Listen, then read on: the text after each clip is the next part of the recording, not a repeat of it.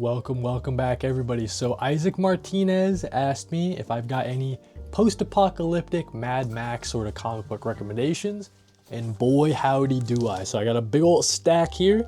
These are all great post-apocalyptic comic book recommendations. Some of them you guys are gonna be a little surprised, like, whoa, that's post-apocalyptic? Just let me explain, right? So let's get into it, man. Starting off with my first recommendation, we're going with 8 billion Genies, dude. So hear me out, guys. Post-apocalypse, right? So in this series, it's all about what would happen if every single person on Earth at one random moment in time was granted a genie. So every single one gets a genie. You get one wish. You can wish anything you want. What would you wish for, right? What would be your priorities? Would you try to protect people? Would you use your wish to kind of take things over? That's kind of the question that's asked. So all these people, the initial kind of group that we're introduced to, they're all in this bar. It's called like the Wick. Was it the Wick bar? Something like that. But they're all in the bar at the time of the genies, becoming a thing. Everybody getting a genie. So all these people in the bar are like, what the heck? What's going on? But one of the people in the bar, he uses his genie to keep his bar safe. So his bar is going to be a safe zone. And kind of the framing device for this series is the first 8 seconds. Human population, genie population. So no one has used any wishes yet in the first 8 seconds, right? So then it goes on the first 8 minutes, the first 8 hours, the first 8 days, 8 months, all that sort of stuff. And as it goes on, you see the human population starts dwindling, right? Because some people use their wish to kill and all that stuff. And then the genie population dwindles as well as people start using their wish. So you don't have to use your wish. You could keep it, you could save it if you want. The first 8 minutes, right? So we see a good amount of people have died and a good amount of genies have died as well. And the Earth is a cube now. Someone used their wish to make the Earth a cube. So just a totally insane series written by Charles Soule with great artwork from Ryan Brown. Just excellent stuff, man. Really like the look of everything. Some people use their wish to become superheroes, right? So it's kind of about like all these people in the bar. It's kind of like how they handle it being, all these crazy wishes, like this crazy world that they now live in. Crazy explosions, a lot of superheroes, a lot of people doing crime, a lot of people using their wish to take other people's wishes, and they have like a million wishes just themselves. Like this guy here, he's a bad guy. He controls a lot of different wishes other than just his number one. So yeah, that's my first pick, 8 billion Genies. Next up, let's talk about Daniel Warren Johnson's Extremity, dude. So this artist on the cover, she is the daughter of a clan leader, dude. And an opposing clan has gone in and killed this girl's mom, the clan leader's wife. So they go on kind of a quest to kind of avenge the mom, right? It's like, hey, we're gonna fight this other clan. And it's kind of like a story that's like, if you're going after someone for revenge, dig 2 graves sort of thing, right? Like, what's the cost of revenge? But it takes place in this post-apocalyptic world, in our world, but way in the future, after like a series of nukes and bombs and sort of thing. So now all the different humans that are alive, they live like scattered on these sky islands all around. And so all split up into different tribes. So really cool world that Daniel Warren Johnson has built here. Really cool sci-fi sort of story.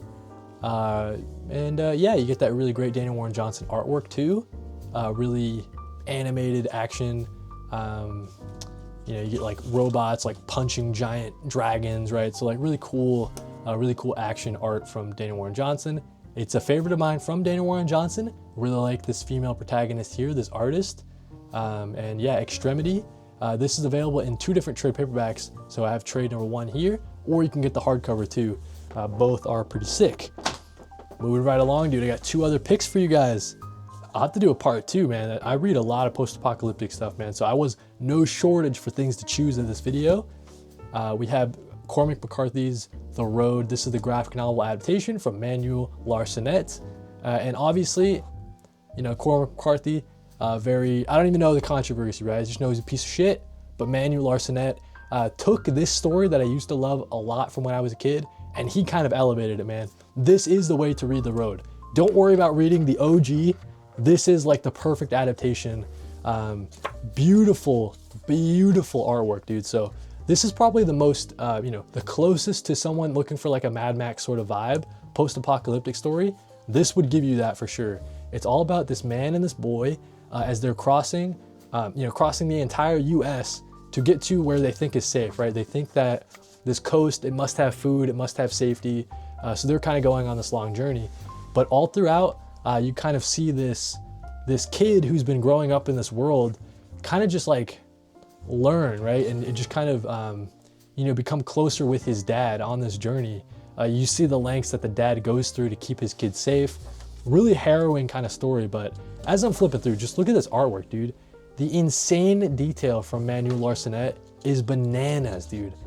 A lot of great scenes that if you've read the book or seen the movie, a lot of these will kind of stick out to you and you'll remember them, but just a great adaptation, man.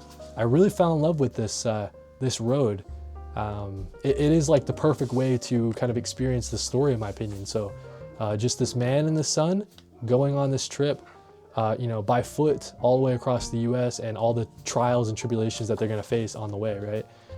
Just a really excellent post-apocalyptic series, story, and one that will stick with you for sure. The Road, man, definitely gotta read it if you're looking for post-apocalyptic stuff, dude. That's one that, because it's not like Image or whatever, like you might kind of pass over, but there's some great comic books that come out of not the big two and also not Image. So definitely check this out. Hardcover available. I got this at Barnes & Nobles, dude, and I love it. Last pick for post-apocalyptic story, guys. We're going Geiger, dude. So Jeff Johns, Gary Frank, Brad Anderson, and Rob Lee, of course. I have this beautiful, beautiful hardcover. Geiger is a character, someone that I love, dude. So this story kind of reminds me of Fallout New Vegas. That's kind of like the setting that it takes place in. Post-apocalyptic wasteland. Nukes have gone off. It's not a super far future. It's like a nearby future. So all the different survivors living in radiation suits as they wander across the land, right? The main character is Tariq Guyger. So he had a family back in the day before the bombs dropped. He tried to get them all in his kind of safety bunker. This other neighboring family, they say, hey, we want that bunker. Some kind of scuffling ensues. His family goes down. The bombs drop. He is affected by this bomb, kind of changed in such a way that he becomes Geiger the Glowing Man. So he thinks that his family is still alive down in the bunker. Maybe that's not the case, man. So that's kind of where our story starts. We get introduced to Tariq Guyger, who's Geiger the Glowing Man, the legendary kind of protector of the wasteland. He has these like Eskrima sticks, pulls them out, beats him with you, man. But he also goes glowing powers. He goes nuclear at some points. So yeah, man, just a great kind of action hero. Really like this Geiger character. He has a two-headed dog named Barney. He meets all these different crazy people in the wasteland. Really crazy, zany characters like this king. He's close by to like Las Vegas, so all the different casinos have like their own kind of theme and like ruler, as you see here. So yeah, man, just a really fun kind of world. Very similar to Fallout New Vegas. So if you like that game, you'll like this read here. And part of the unnamed universe out of Ghost Machine, out of Image Comics, man. So Geiger, Jeff Johns, Gary Frank, it's a classic, dude. It's a modern day classic. I love Geiger, dude. So that's all the comic book recommendations that I have for this video. Post-apocalyptic comic recs. And shout out to, let me pull up his name again. Shout out to Isaac Martinez for the question, man. Hopefully that helps you out with some post-apocalyptic comic book recommendations.